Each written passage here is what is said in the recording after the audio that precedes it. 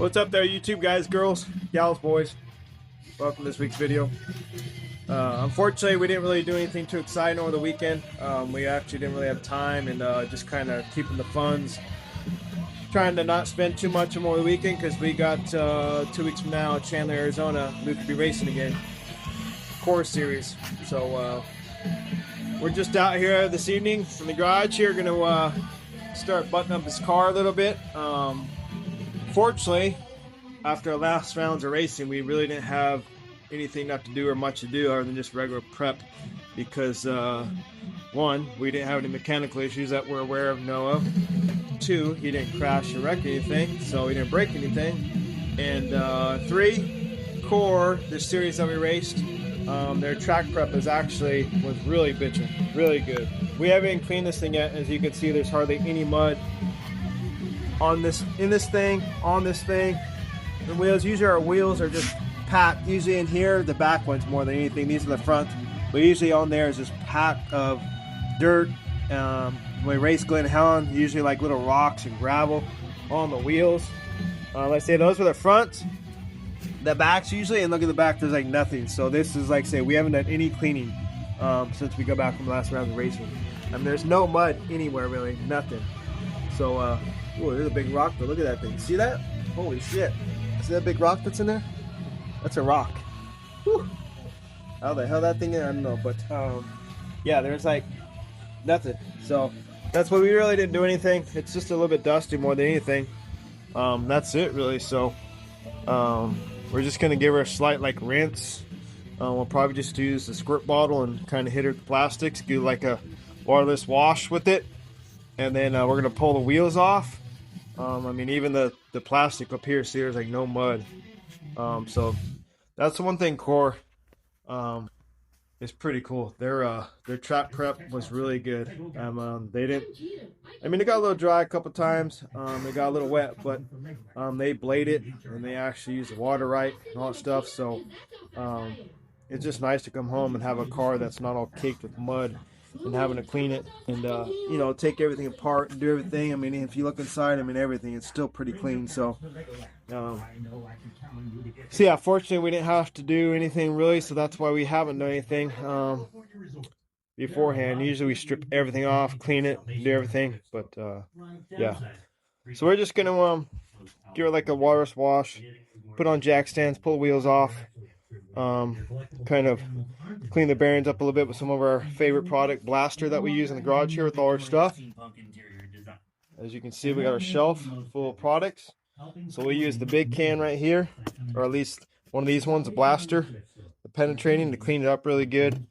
We'll just keep spraying it, let it douche in there a little bit, and then use the air compressor and take and blow the bearings out a little bit. And then I'll let it sit for a little bit, probably a night or so, and then we'll take and while it's on jack stand, start it, just put it in first gear, let it idle along so that way everything turns, and then I can spray and just let this, I'll use this other Blaster that I like to use, this Multi-Max one right here. I like to use that one because it's a multi-use synthetic lubricant, so I'll use that one. Just let it rotate in there while it's on the jack stands and really get in there good, and then let it sit in there before we go racing so it kind of soaks in there. That's really it. So that's really it. We had to buy some more fasteners, so I got some more of those because we were missing some on the door right here and the roof. We were having to use zip ties. Luke already cut all the zip ties, but we were going to use zip ties because we were out, so we got some more of those from CORR Tech. So we picked up, we only need about 8 or 10, but I picked up about 20 of them. So yeah, we got that, and then we picked ourselves up a old school, look at this thing, old school Sears Craftsman welder. Can you believe that? That's like old. I mean, it's an old MIG welder that it's ancient, man. I don't know if ancient, but it's old school. So it's pretty cool. The neighbor down the way was a road course racing anyways.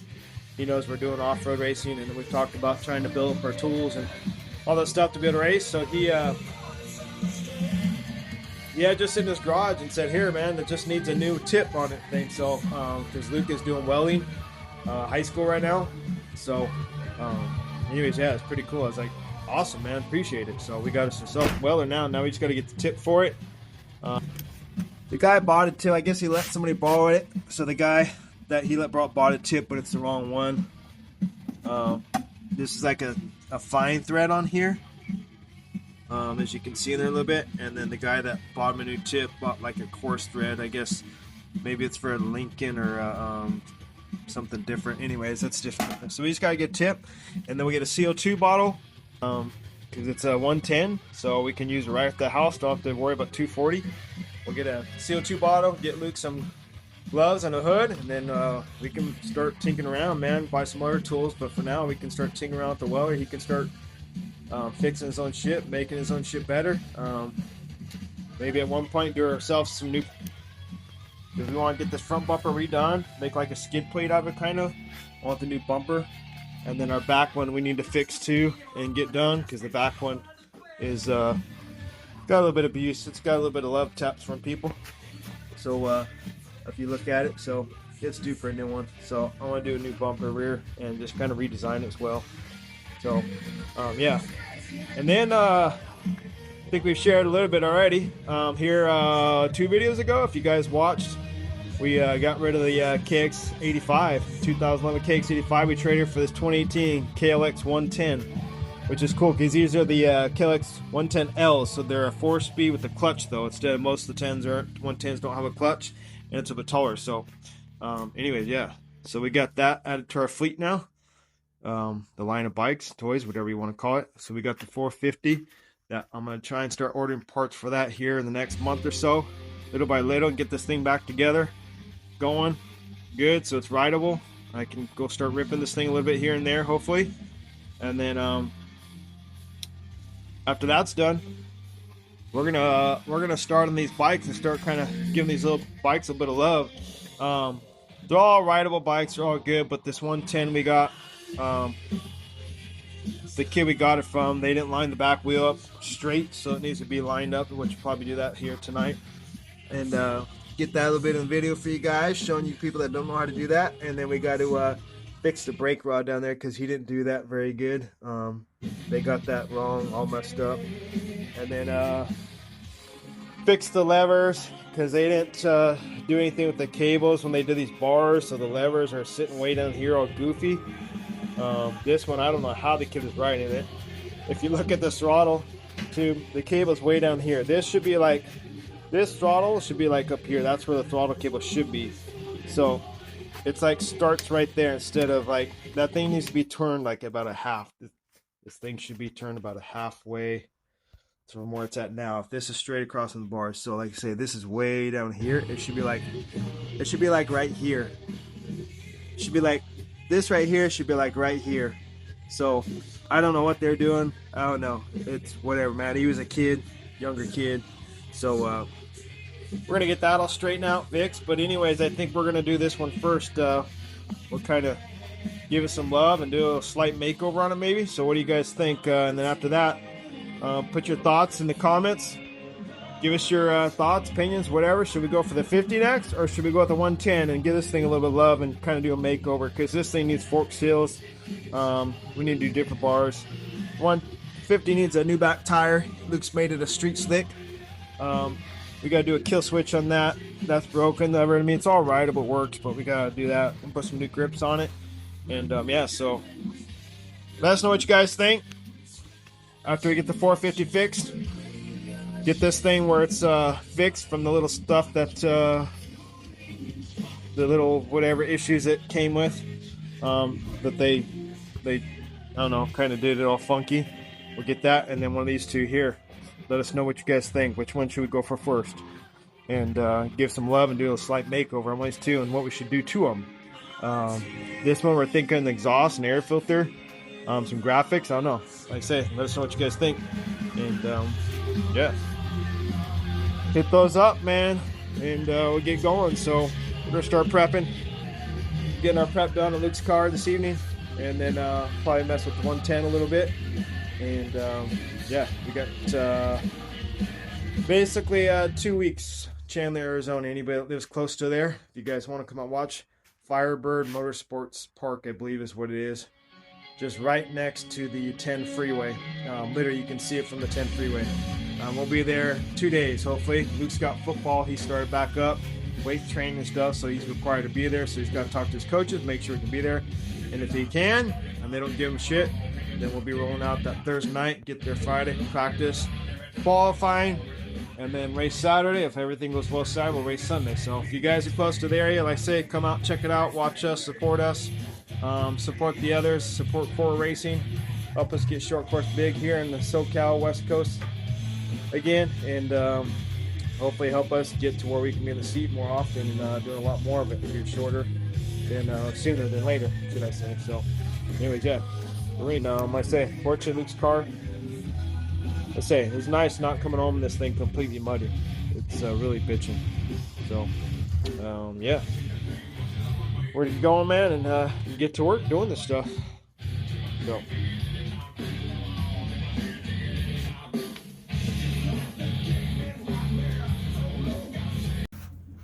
okay, so here it is. We got the KLX 110 that we traded for the KX 85. This thing seemed like it was a decent deal, but as I mentioned, they had this brake, so it's all screwed up. If you look at this arm right here, it's hard to see exactly, but see where that arrow is? It's way all the way against there, and it should be like at least in the middle somewhere over here. And so that's why they didn't put this brake back on right. And this right here too is not all the way. It's so loose. I mean, look at that. So that's not right. And this thing right here is almost against the swing arm. So that's why we got to do some adjusting. I think they did this wrong. I think this should actually be up here. Usually, typically, they're up here in the top, not down here in the bottom. So I think that's where they screwed up. So right now we're adjusting that, messing with this, getting that all straightened out. But before we do that, we're straightening this wheel up because this wheel was not straight. This was all kicked sideways a little bit. And this chain, we're having to give it some love because this thing is just not right. For some reason, I don't know why it is, but you can see the gap. I told Luke, I don't know, maybe this wasn't a good trade, but it won't take much. Just give us a little love. I mean, we'll probably do a little makeover on this thing, and when we do that, we'll put a new chain on it, maybe change the sprocket. But for now, we'll give this chain some love. A little chain lube it up a little bit so it's not so bad. So it's at least decent for now until we can really give it a little overhaul. And like I say, the one new sprocket, new chain. We'll do some new plastics on it because this back fender's cracked right here. We'll probably get longer cables so we can get these levers right. But for now, we're going to twist this cable throttle up after we do the brake. Twist this lever back up a little bit. Yeah, just get a little love to this thing. So right now, anyways, we're doing the wheel. Getting that all straightened out. We're going to lube the chain up. Then we got to, looks like this is bending a little bit because the tire's been rubbing. So we're going to kick this over a little bit, bend that back because it looks like it got bent. And then get this brake fixed. And yeah, hopefully we can get that done. And then, yeah, so let's do this. We'll get this fixed and move on here in a minute. Okay, so we ended up taking this wheel off completely because trying to fix this arm for the rod that goes in there from the brakes here that allows you to put that thing in there and